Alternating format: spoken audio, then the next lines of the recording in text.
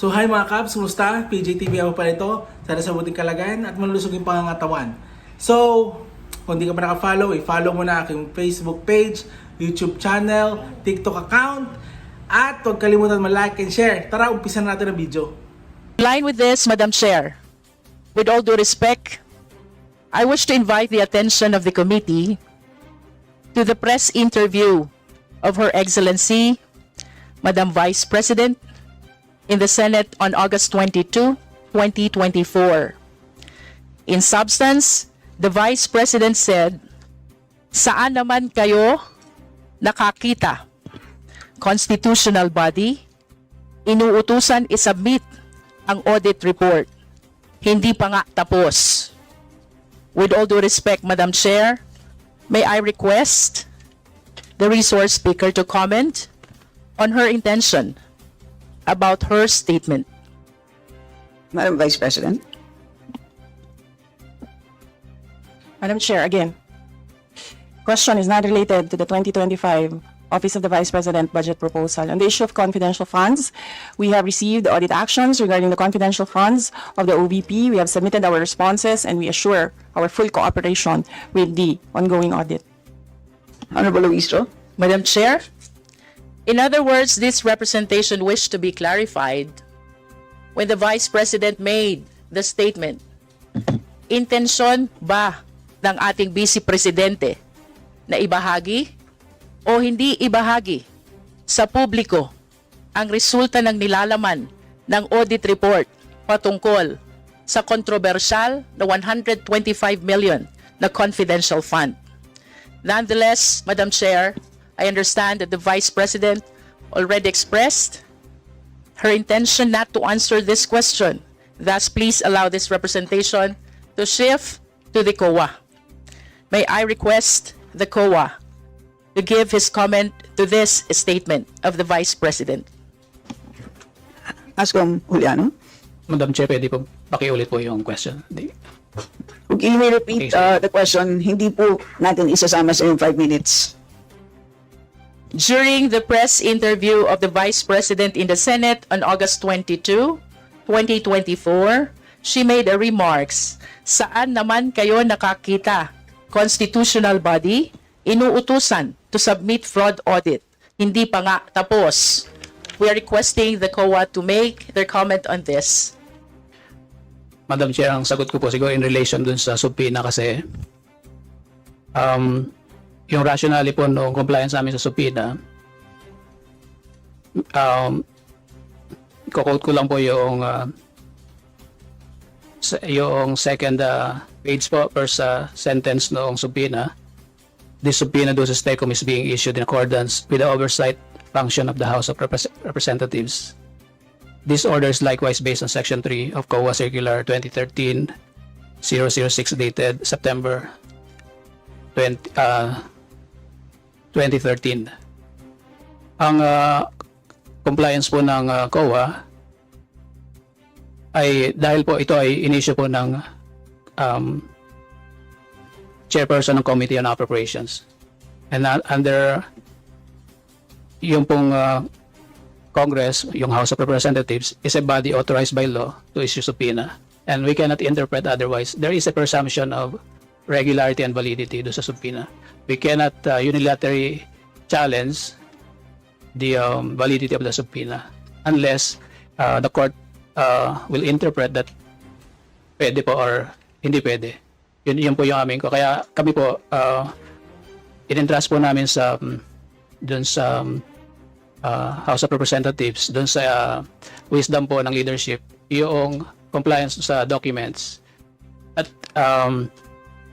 ito rin yung sinasabi dun sa aming guidelines na pag may subpoena po, we have to comply. Honorable Luistro. In relation to your compliance with the subpoena, did you recall having received any feedback from the Office of the Vice President pertaining to the same? Actually po, mayroon pong sulat ang Office of the Vice President sa aming chairman na yun nga po, may mga legal issues po na binabanggit At ito po yung na-consider na rin po ng Office of the Chairperson noong nag-comply sa subpoena do sa STECOM.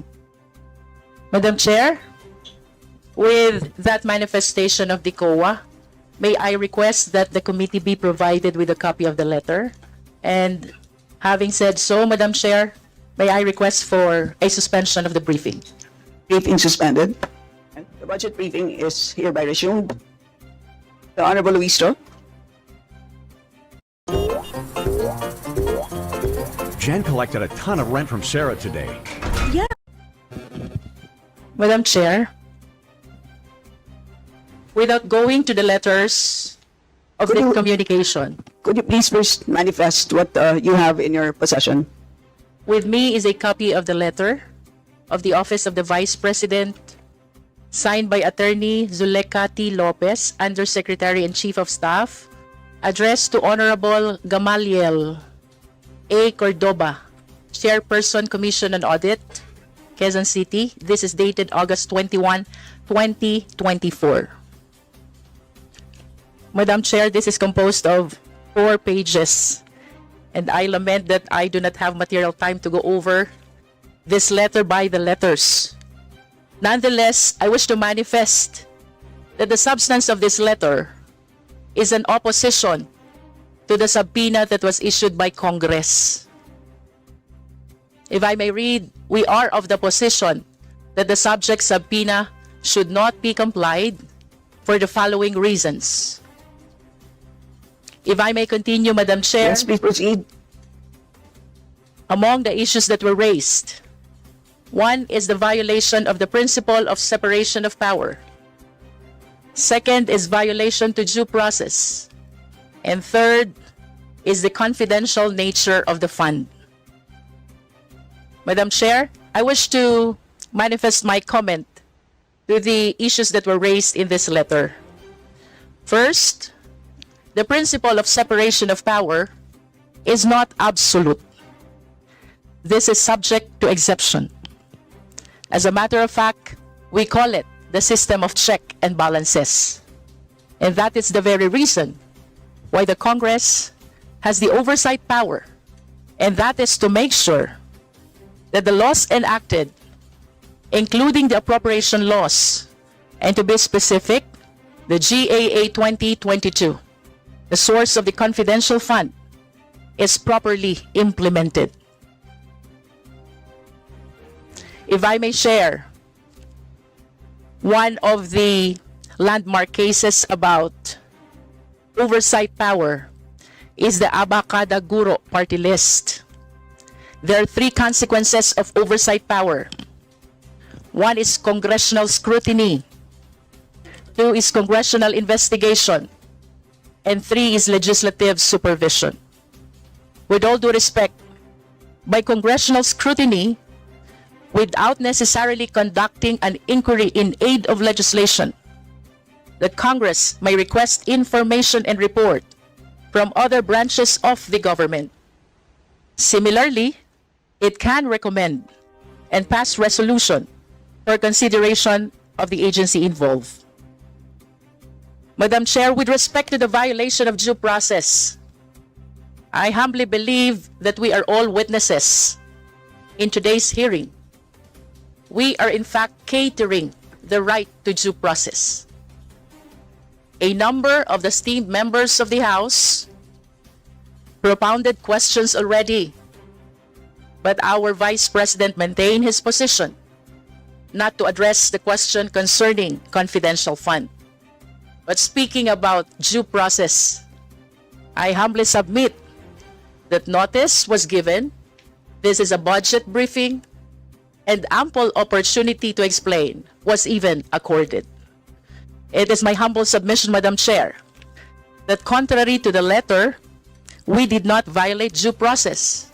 As a matter of fact, we catered due process. Finally, Madam Chair, they raised the confidential nature of the fund. Ito po'y tanong na nais kong iwanan sa mga kapwa natin Pilipino. Granting that the nature of the fund is confidential and recognizing Memorandum Circular Number 15, 2023, relating to the privileged communication.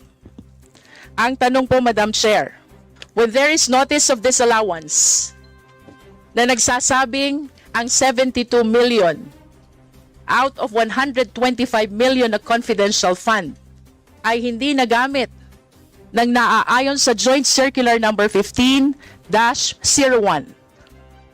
And as a matter of fact, ipinababalik ng COA sa pamahalaan. Ang tanong, confidential fund pa po ba ang tawag dito? Privileged communication pa din po ba ang saklaw nito? Uupo at tatahimik na lang po ba ang Kongreso? I wish to share the case of Chavez versus Public Estates Authority. Kindly wrap up. This is the right of the people to information on matters of public concern. There is no argument ang pera ng gobyerno ay pera ng taong bayan. Unless the citizens have proper information, we cannot fulfill the constitutional mandate that public office is a public trust. I submit, Madam Chair.